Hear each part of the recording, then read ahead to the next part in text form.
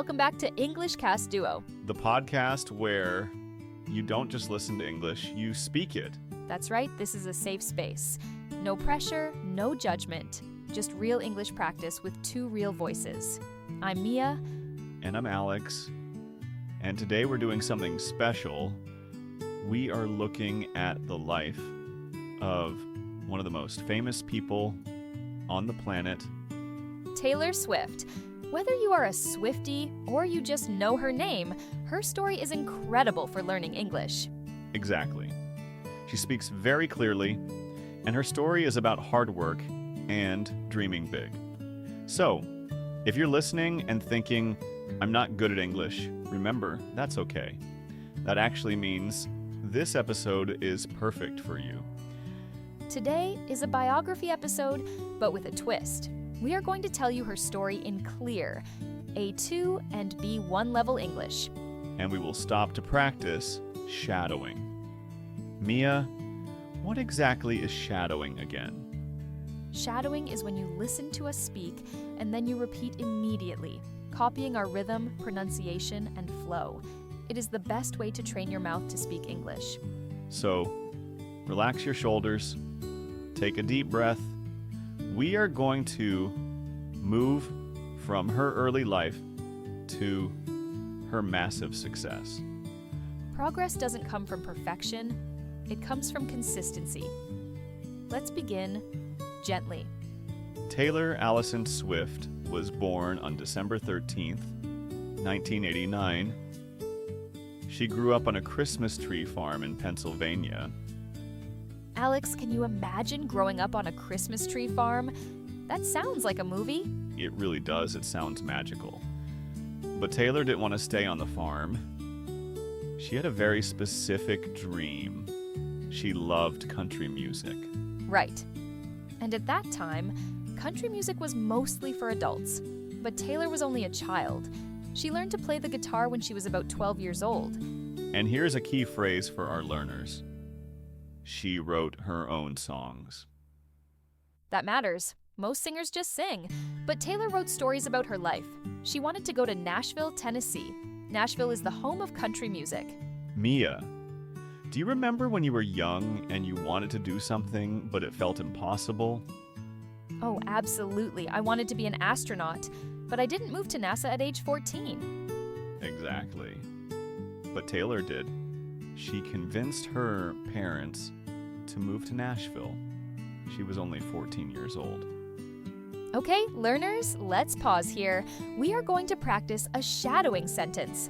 I will say it, then Alex will say it, and then you say it. Ready? She chased her dream at a young age. She chased her dream at a young age. One more time. She chased her dream at a young age. Well done. Seriously, the past tense verb chased is very useful. Let's continue. So, she is in Nashville.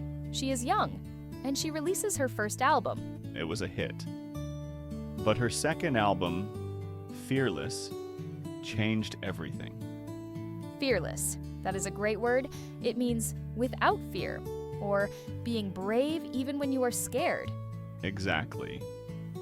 On this album, she had a song called Love Story. I think everyone knows this song. It became a worldwide hit. Taylor was still a teenager, but she was breaking records. She won a Grammy Award for Album of the Year. She was the youngest artist ever to win it at that time. That is huge. But Mia's success isn't always easy, is it? No, it's not. She faced a lot of criticism. People said she only wrote songs about boys, or they said she wasn't a good singer. But she didn't stop. And that brings us to our next practice set. We are going to practice a longer sentence now. Connecting ideas is important for B1 level learners. Okay, listen carefully. She worked hard even when people criticized her. She worked hard even when people criticized her. Now you try. Repeat after us. She worked hard. Even when people criticized her? You're doing great.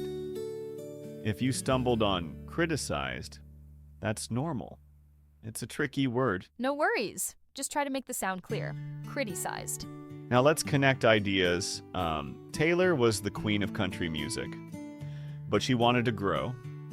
So in 2014, she did something risky. She switched genres. She moved from country to pop music with her album 1989.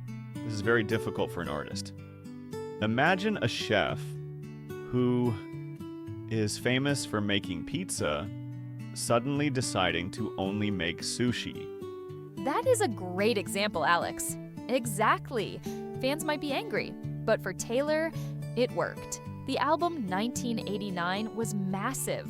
Songs like Shake It Off and Blank Space were everywhere. The phrase shake it off is actually very good for English learners. Mia, what does it mean? It means to ignore the bad things. If someone says something mean, you just shake it off. You don't let it bother you. Let's practice that idiom. It's useful in real-life conversation. Repeat with me. I don't let negativity stop me. I just shake it off. I don't let negativity stop me. I just shake it off. Excellent. You are training your brain to think in English phrases, not just single words. A few years ago, Taylor lost the rights to her old music.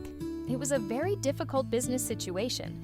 But instead of giving up, she decided to re-record her albums. She called them Taylor's version. She took control. And then she started the Eras Tour. It is a 3-hour concert celebrating all her different musical styles. It became the highest grossing tour in history.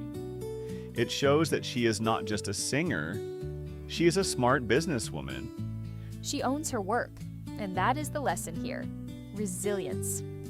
Alex, do you remember when we talked about resilience in our last episode?